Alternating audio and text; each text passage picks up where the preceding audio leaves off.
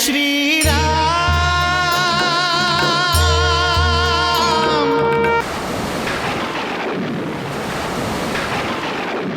ई तूफान ना ह, ई लंका के स्त्री सबके आक्रोश ह, क्रंदन है। ई उनका अश्रु लंका के समुद्र के विचलित कर देले बा।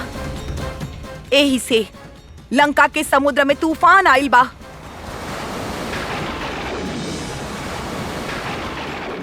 ई तूफान हमार पति रघुनंदन राम के हृदय में प्रलय उठावे वाला तूफान के प्रत्यक्ष रूप है। लंकेश और लंका के विनाश अटल बा। लंकेश और लंका के विनाश अटल है। सासू माँ, ऐसा लग रहल बा जैसे प्रलय होखे वाला बा। और बहू, ई प्रलय हमार कोख से जन्म ले बा। हम ना जानत रही जौन महत्वाकांक्षा के बीच हम स्वयं दशानन के मन में बोइले बानी उ प्रलय के रूप धारण करी।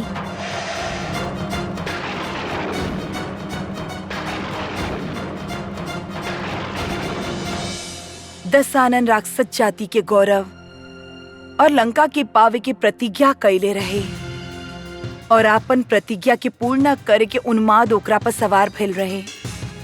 अनीति ओकर नीति बन गई, अधर्म के उ धर्म माने लागल और जो ना मिले ओकरा के छीन ल।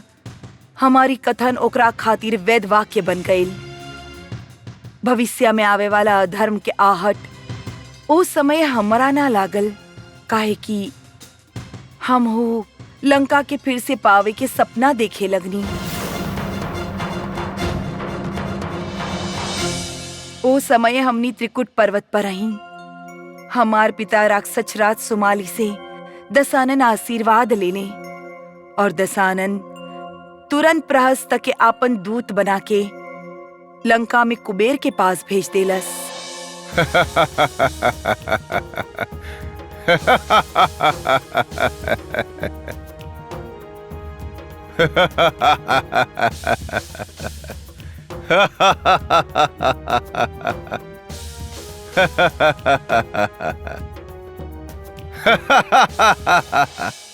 उत्तम व्रत के पालन करे वाला सर्वशास्त्र विशारद, सर्वशास्त्र में श्रेष्ठ महाबहु बुद्धिमान धनेश्वर कुबेर के उनकर भ्राता दशानन के दूत प्रहस्त के प्रणाम।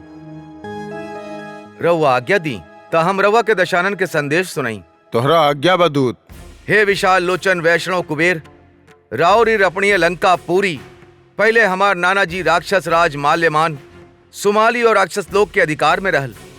अतः हम रउआ के सूचित कइल चाहतानी कि लंका नगरी जिनकर भी है उनका के वापस लौटा दी।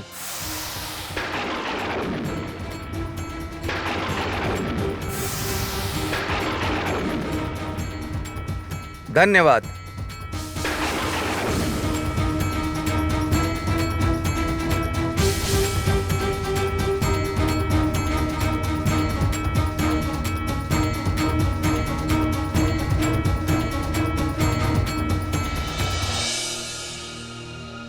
स्वामी, रउआ चिंताग्रस्त काहे बानी? तू जानत अड़ू हमार सौतेला भाई रावण हमरा से लंका के मांग कइले बा। उनकर विनती बा, परंतु वह विनती में धमकी छिपल बा प्रिया। तो रउआ अपन पिताश्री से विचार विमर्श काहे ना करतानी?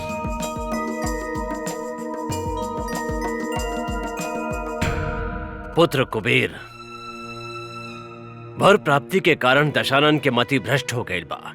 हम ओकरा के समझावे के हर प्रयास कईनी, परंतु वो दुर्बुद्धि समझे खातिर तैयार नहीं थे। हमार बात माना पुत्र, तू लंका छोड़ दे। हाँ पुत्र, दशानन से बैर कईल ठीक नहीं खे। तू अपन अनुचर और परिवार के लेके कैलाश पर्वत चल जा और मंदाकिनी के तट पे अपन निवास स्थान बना दे। जौन आज्ञा पिताश्री।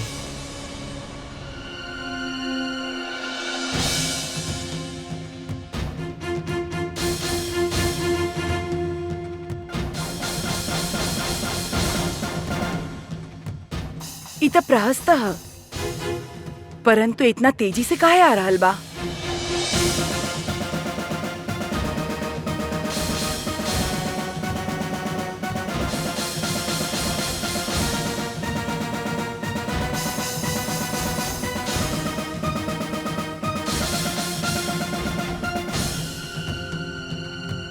लंका के होखे वाला राजा दशग्रीव के प्रहस्त के प्रणाम। अर्थात धनेश्वर कुबेर लंका छोड़ देले बाड़े।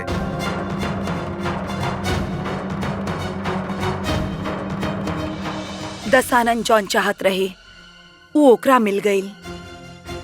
और साच बात त ई बा कि लंका में आके हमार मन के भी संतोष भइल। दसानन के लंका के स्वामी घोषित कर देल गईल और शुभ मुहूर्त पा ओकर राज्याभिषेक हो गईल।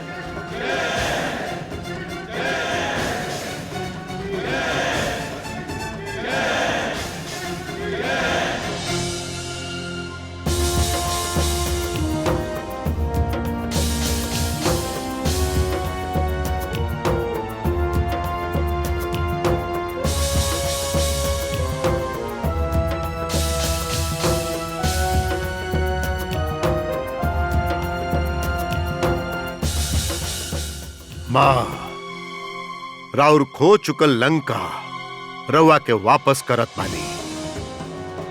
उठा पुत्र, हमरा तहरा पर गर्व बा रावण। हमरा ए बात के अभिमान बा कि तू हमार पुत्र हवा। मंदोदरी, हमार पति महाऋषि विसर्वा श्राप देले रहन कि हमार संतान राक्षस के तहर क्रूर होखी। केवल आखिरी संतान के छोड़ के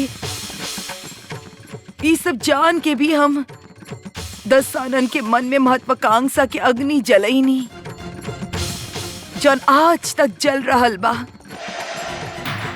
कितना निष्पाप, कितना निरपराध आज तक ए आग में जल चुकल बाड़े, और एकरा खातिर दोषी हम बानी। लंका के पावे की इच्छा पूरा करे खातिर हम अपन पुत्र दसानन के राक्षस बना देने।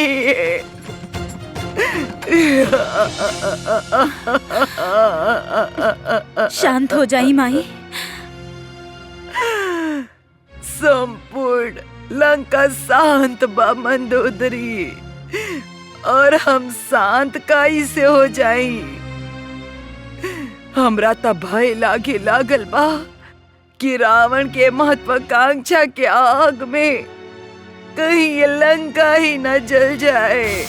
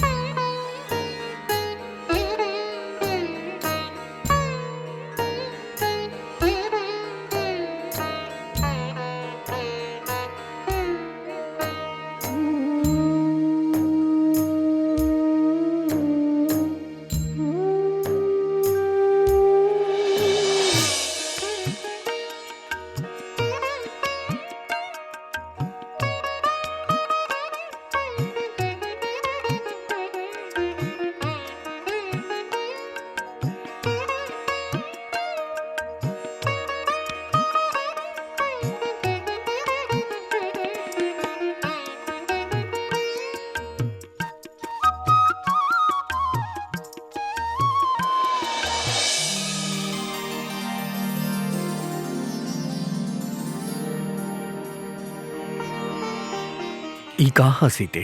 कुछ ना, रउआ की धूप से बचावे खातिर पल्लू पकड़ ले रही। स्वयं धूप में खड़ा होके? ना रघुनंदन, रउआ साथे होखीला त धूप होखला पर भी धूप ना लागेला। रउआ साथे चलीला त कांटा के चुभला पर भी कभी दर्द ना होखेला। हम जब साथ ना हो खिला तब? ऐसन त कभी ना होखी रघुनंदन।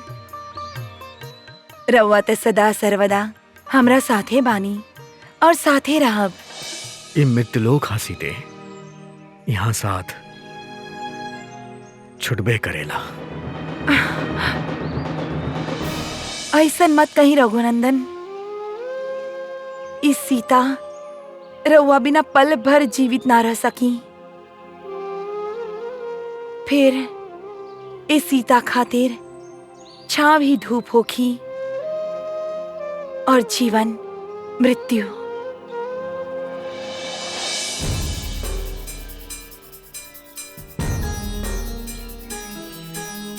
सीते, सीते रुक जा सीते, सीते रुक जा सीते।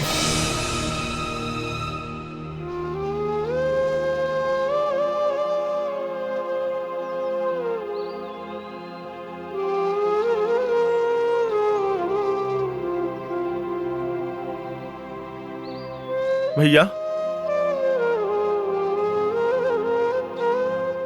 लक्ष्मण, सीता के याद में खो गए रानी। वानर के कौनो दल लौटल? सीता के बारे में कोनो समाचार प्राप्त भइल? कोनो जानकारी मिलल? रावण सीता के कहां ले गइल बा?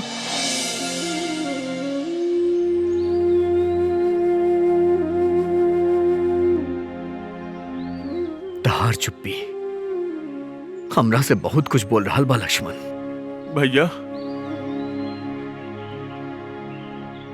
तहार चुप्पी हमरा के स्पष्ट करा रहा बा कि हम कितना विवश बानी, कितना निर्बल बानी। ना भैया, रउआ निर्बल नहीं खी। फिर काहे लक्ष्मण हम सीता के ढूंढ नहीं की सकत? हम सीता की रक्षा काहे नहीं की कर सकत? काहे लक्ष्मण?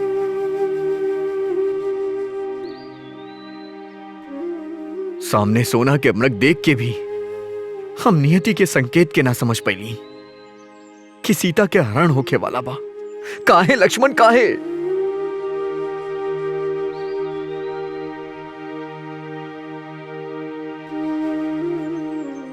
एक दिन सीता वन में कहले रहली कि हमरा बिना हो एक पल भी जीवित ना रही हैं। हम उनकरा साथे ना होखब तो उनकरा खातिर छांव भी धूप के समान हुई और जीवन भी मृत्यु के समान हुई। तका लक्ष्मण, ना भैया, ऐसा ना होखी। भाभी सकुशल होखी हैं।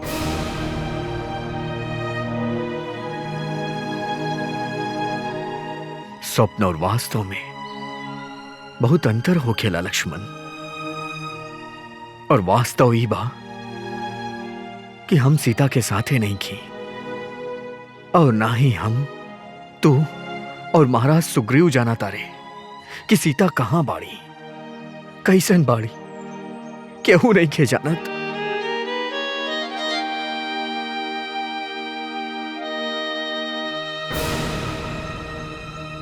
संयम हमार परीक्षा ले रहल बा लक्ष्मण,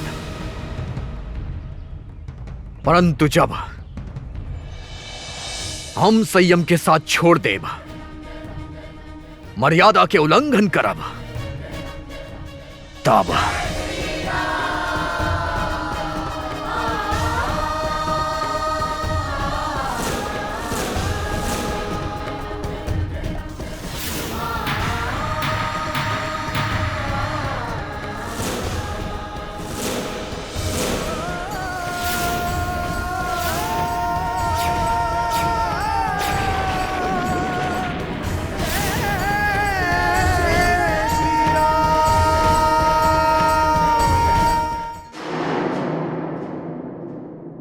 ऐसन लागत रहे कि विवाह के बाद रावण मर्यादा में रही, परंतु उ त हर मर्यादा के उल्लंघन करे शुरू कर देलस।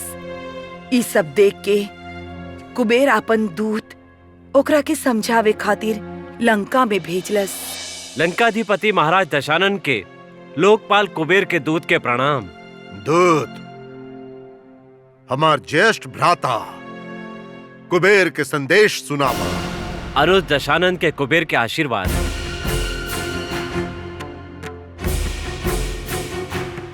दशानन, हमने दोनों पौलस्त्य हैं। हमने एक के पिता के पुत्र हैं। हमने के कुल भी एक के है। हम चाहता नहीं कि तहार व्यवहार भी कुल के अनुरूप होखे। तू अधर्म के बाद अधर्म और अनाचार के बाद अनाचार करत जा रहल बड़ा। जौन हो गई तौन हो गई। हम चाहता नहीं अब तू पाप मत करा, सदाचार के अनुसरण करा, धर्म के मार्ग पे चला। तू तो ऐसन पितृतुल्य ऋषि लोग के वध कर रहल बाड़ा जौन देवता के भी वंदनीय बाड़े। इत देवता लोग की चुनौती भई।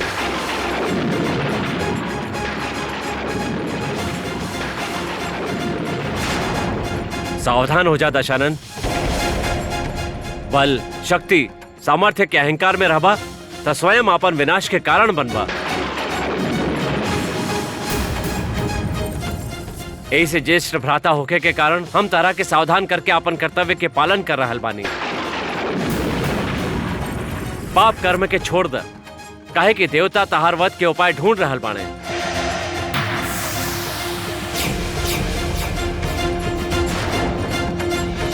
दूत,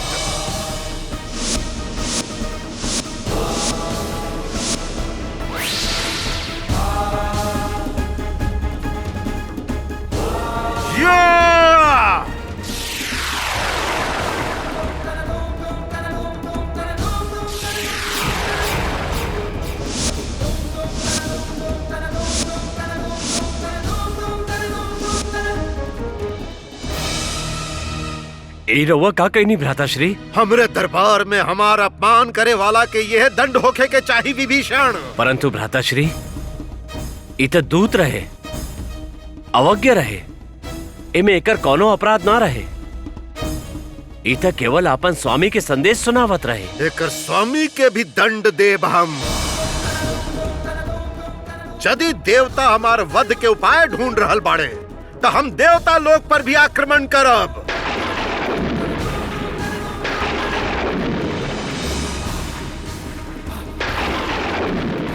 हम तीनों लोक पर विजय प्राप्त करब।